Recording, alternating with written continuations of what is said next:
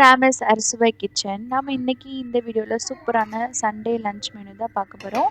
நாட்டுக்கோழி பிரியாணி, நாட்டுக்கோழி ghee roast and cucumber raita எப்படி செய்கிறதுன்னு பார்க்கலாம். என்னோட சேனலை இப்போ தான் ஃபஸ்ட் டைம் பார்க்குறீங்கன்னா இருக்க சப்ஸ்கிரைப் பண்ண ப்ரெஸ் பண்ணிவிடுங்க. கூடவே இருக்கிற பெல் ஐக்கானையும் கிளிக் பண்ணிக்கோங்க.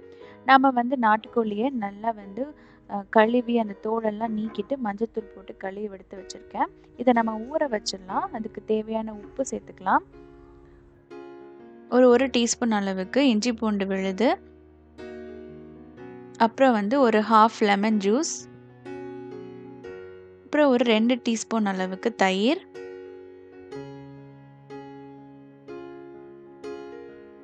அப்புறம் கொஞ்சோண்டு மஞ்சத்தூள், அப்புறம் மிளகாய்த்தூள்.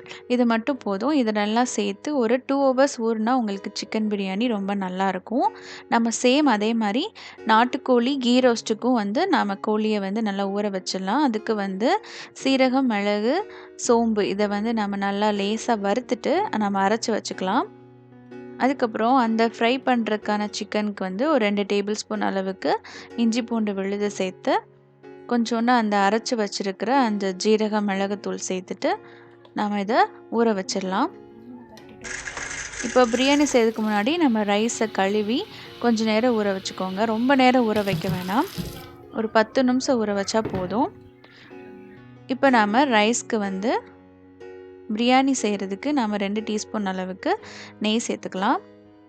அதுக்கு பிறகு பிரியாணி இலை, நட்சத்திர சோம்பு, கிராம்பு, பட்டை, ஏலக்காய், அப்புறம் கல்பாசி இதெல்லாம் சேர்த்துட்டு நல்லா கொஞ்சம் நேரம் ஃப்ரை ஆன பிறகு நம்ம வெட்டி வச்சுருக்கிற ஆனியன் 2 ஆனியன் சேர்த்துக்கோங்க.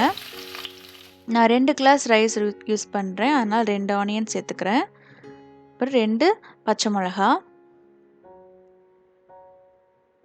இதை சேர்த்துட்டு ஆனியன் நல்லா பொன்னிறம் மாற வரைக்கும் வெயிட் பண்ணணும்.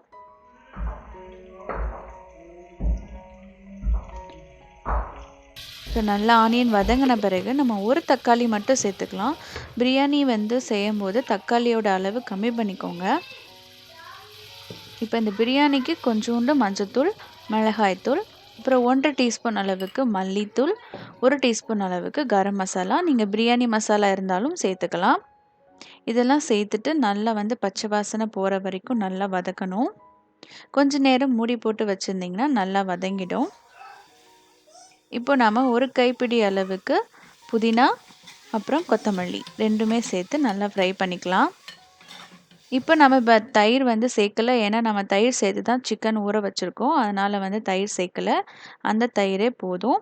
இப்போ ஊற வச்ச சிக்கனை சேர்த்து ஒரு 10லேருந்து 15 நிமிஷம் நீங்கள் மூடி போட்டு வேக வச்சிங்கன்னா அந்த சிக்கனில் அந்த உப்பெல்லாம் நல்லா இறங்கி சாஃப்டாக இருக்கும் சாப்பிட்றதுக்கு. இப்போ நான் 2 கிளாஸ் ரைஸ்னால் ஒரு 4 கிளாஸ் தண்ணி சேர்த்துக்கலாம், இல்லைன்னா 3.25 கூட சேர்த்துக்கலாம். தண்ணி கொதிச்ச பிறகு நம்ம தேவையான அளவுக்கு உப்பு சேர்த்துக்கோங்க.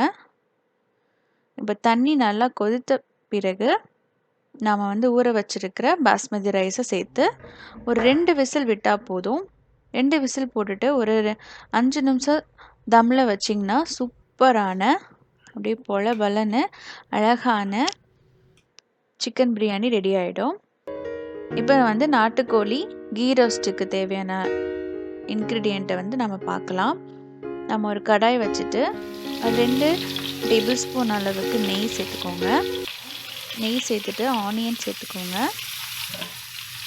இந்த ரெசிபி டீட்டெயில்டாக தனியாகவே நான் வீடியோ போஸ்ட் பண்ணியிருக்கேன், அதையும் நீங்கள் போய் செக் பண்ணிக்கோங்க. கருவேப்பிலை கொஞ்சம் நிறையாவே சேர்த்துக்கலாம்.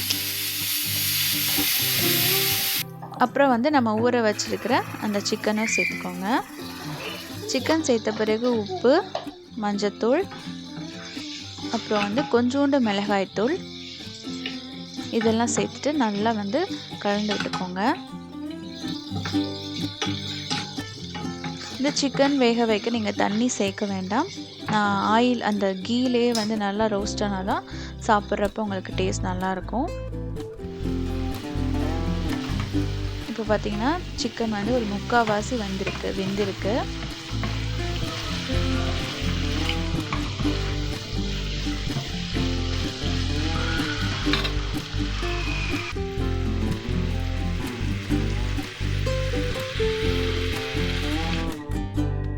சிக்கன் வந்து சூப்பராக ரெடி ஆயிடுச்சு. நல்லா சுருண்டு வந்திருக்கு. தண்ணி இல்லாமல் நல்லா சிக்கன் வந்து சாஃப்டாக சுருண்டு வந்திருக்கு. இப்போ நம்ம ஆஃப் பண்ணிடலாம். இப்போ நம்ம குக்கும்பர் ரைத்தாக்கு வந்து அந்த தோலோடையே வந்து நல்லா வந்து நான் சீவி எடுத்துக்கிறேன். இதில் கொஞ்சோண்டு உப்பு, நல்ல கெட்டி தயிர் சேர்த்துக்கோங்க. நீங்கள் சாட் மசாலா சேர்த்துக்கிட்டிங்கன்னா இன்னும் டேஸ்ட் நல்லாயிருக்கும்.